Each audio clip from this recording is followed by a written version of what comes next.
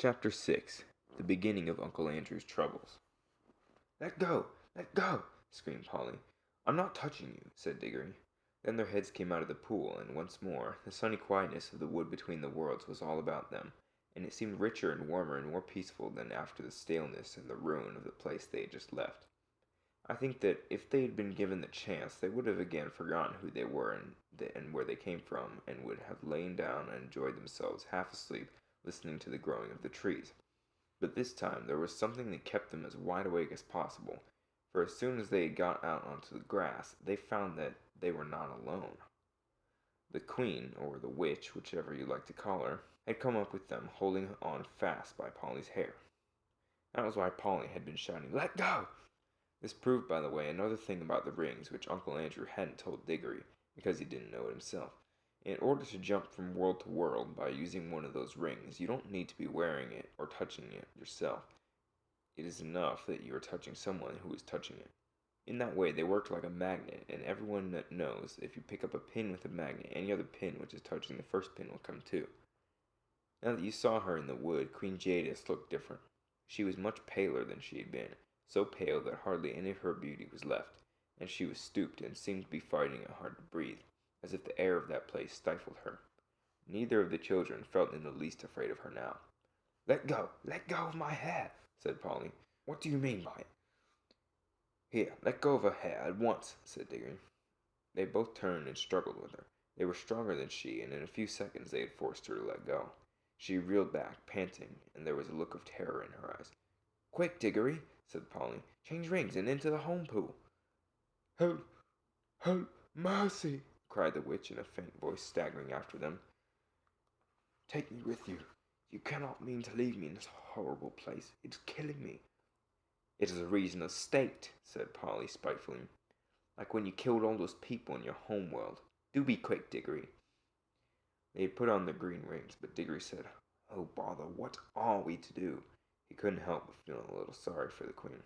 "Oh, don't be such a donkey," said Polly. 10 to 1, she's only shamming. Do come on."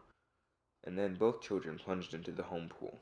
It's a good thing we made that mark, thought Polly, but as they jumped, Diggory felt that a large cold finger and thumb had caught him by the ear, and as they sank down and the confused shapes of our world began to appear, the grip of that finger and thumb grew stronger. The witch was apparently recovering her strength. Diggory struggled and kicked, but it was not of the least use. In a moment they found themselves in Uncle Andrew's study, and there was Uncle Andrew himself, staring at the wonderful creature that Diggory had brought back from beyond the world. And he might well stare. Diggory and Polly stared too. There was no doubt that the witch had got over her faintness, and now that one saw her in our own world, with ordinary things around her, she fairly took one's breath away. In charms she had been alarming enough. In London she was terrifying. For one thing, they had not realized till now how very big she was. Hardly human was what Diggory had thought when he looked at her, and he may have been right, for some say there is giantish blood in the royal family of Charn. But even her height was nothing compared to her beauty, her fierceness, and her wildness. She looked 10 times more alive than most of the people one meets in London. Uncle Andrew was bowing and rubbing his hands and looking, to tell the truth, extremely frightened. He seemed a little shrimp of a creature beside the witch, and yet, as Polly said afterward, there was a sort of likeness between her face and his, something in the expression. It was the look that all wicked magicians have, the mark which Jadis said she could not find in Diggory's face. One good thing about seeing the two together was that you would never again be afraid of Uncle Andrew any more than you'd be afraid of a worm after you'd met a rattlesnake, or afraid of a cow after you'd met a mad bull. "Pah!" thought Diggory to himself. "Him a magician? Not much. She's the real thing." Uncle Andrew kept on rubbing his hands and bowing. He was trying to say something very polite, but his mouth had gone all dry so that he could not speak. His experiment with the rings, as he called it, was turning out more successful than he liked. For though he had dabbled in magic for years, he had always left all the dangers, as far as one can, to other people. Nothing at all like this had ever happened to him before. Then Jadis spoke, not very loud, but there was something in her voice that made the whole room quiver. "Where's the magician who has called me into this world?" Madam," gasped Uncle Andrew. "I am most honored, highly gratified, and a most unexpected pleasure if, If I had the opportunity of making any preparations, where's the magician fool? Said Jadis. "Uh, Um, I am, madam. I I hope you excuse any liberty these naughty children may have taken. I assure you there was no intention." "You!" said the queen in a still more terrible voice. Then in one stride she crossed the room, seized a great handful of Uncle Andrew's gray hair, and pulled his head back so that his face looked up into hers. Then she studied his face just as she had studied Diggory's face in the Palace of Charm. He blinked and licked his lips nervously all the time. At last she let him go, so suddenly that he reeled back against the wall. "I see," she said scornfully. "You are a magician, of a sort.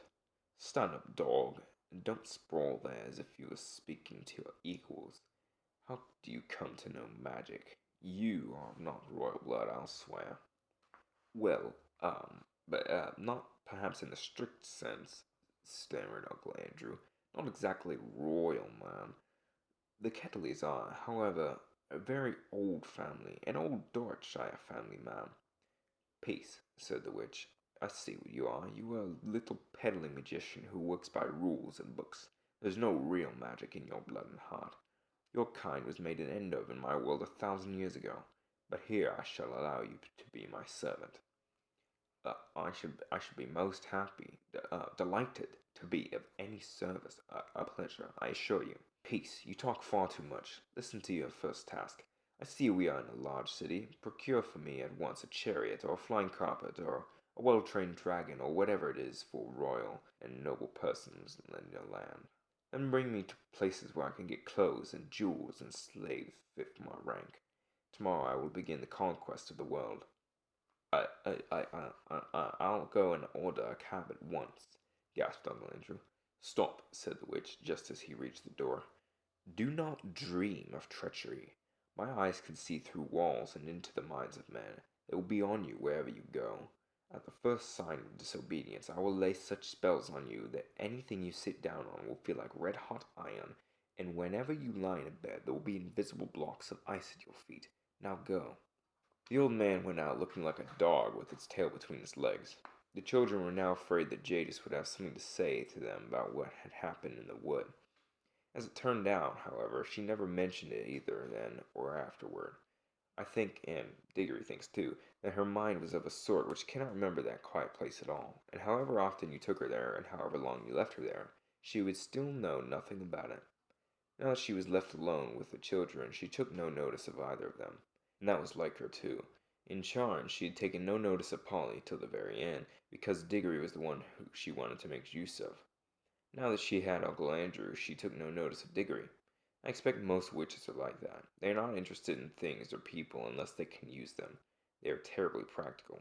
So there was a silence in the room for a minute or two, but you could tell by the way Jadis tapped her foot on the floor that she was growing impatient. Presently she said, as if to herself, "What is that old fool doing? I should have brought a whip."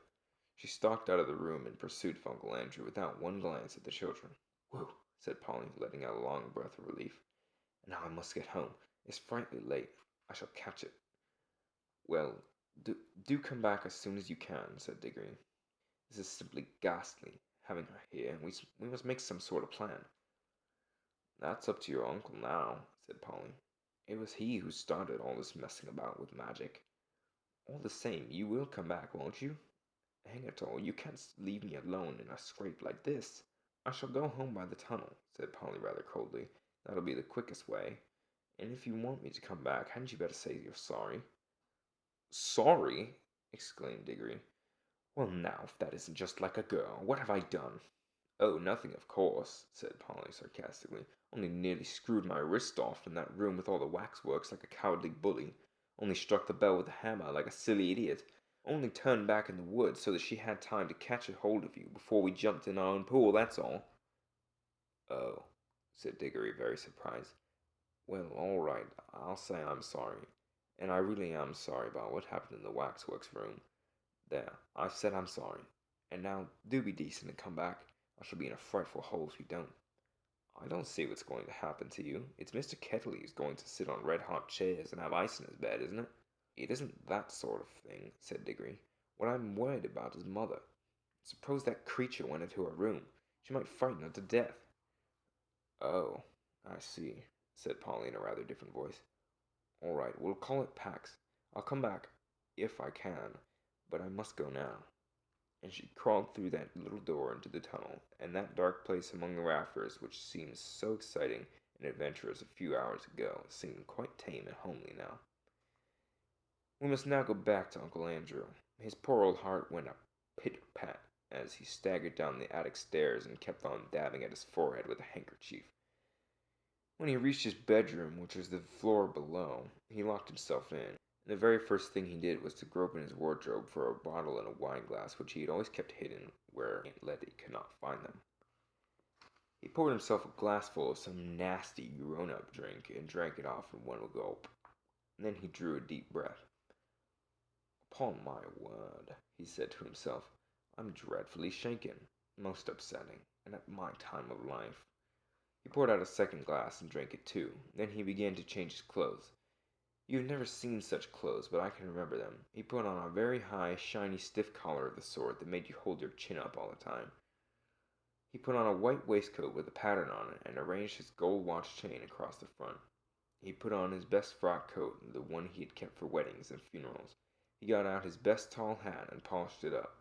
There was a vase of flowers, put there by Aunt Letty, on his dressing table. He took one and put it in his buttonhole. He took a clean handkerchief, a lovely one such as you couldn't buy today, out of the little left-hand drawer and put a few drops of scent on it.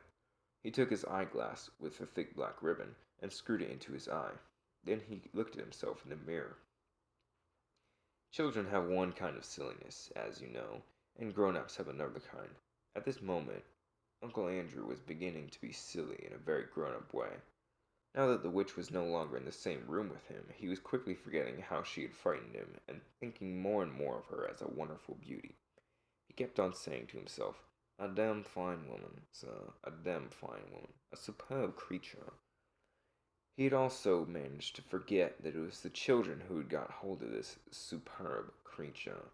He felt as if he himself, by his magic, had called her out of the unknown worlds. "Andrew, my boy," he said to himself as he looked in the glass, "you're a devilish well-preserved fellow for your age. A distinguished-looking man, sir. A superb creature." You see, the foolish old man was actually beginning to imagine the witch would fall in love with him. The two drinks probably had something to do with it, and so had his best clothes. But he was, in any case, as vain as a peacock. That was why he had become a magician. He unlocked the door, went downstairs, sent the housemaid out to fetch a hansom (everyone had lots of servants in those days), and looked into the drawing-room. There, as he expected, he found Aunt Letty. She was busy mending a mattress. It lay on the floor near the window, and she was kneeling on it. "Ah, Letitia, my dear," said Uncle Andrew. I have to go out. Just lend me £5 or so. That's a good gal." Gal was the way he pronounced girl. "No, Andrew dear," said Aunt Letty in her firm, quiet voice, without looking up from her work. "I've told you times without number that I will not lend you money." "Now, pray don't be troublesome, my dear gal," said Uncle Andrew. "It's most important. You will put me in a deucedly awkward position if you don't." "Andrew," said Aunt Letty, looking him straight in the face, "I wonder you are not ashamed to ask me for money." There was a long, dull story of a grown-up kind behind those words. All you need to know is that Uncle Andrew, what with managing dear Letty's business matters for her, and never doing any work, running up large bills for brandy and cigars, which Aunt Letty had paid again and again, had made her a good deal poorer than she had been 30 years ago. "My dear gal," said Uncle Andrew, "you don't understand. I shall have some quite unexpected expenses today. I have to do a little entertaining. Come now, don't be tiresome." "And who, pray, are you going to entertain, Andrew?" asked Aunt Letty. A most distinguished visitor has just arrived." "Distinguished fiddlestick," said Aunt Letty. "There hasn't been a ring at the bell for the last hour." At that moment the door was suddenly flung open. Aunt Letty looked around and saw with amazement that an enormous woman, splendidly dressed, with bare arms and flashing eyes, stood in the doorway. It was the witch. So yeah, these two chapters have been pretty good. previous one was probably my favorite one so far. This one was also decent. I mean, advanced the plot effectively, I guess.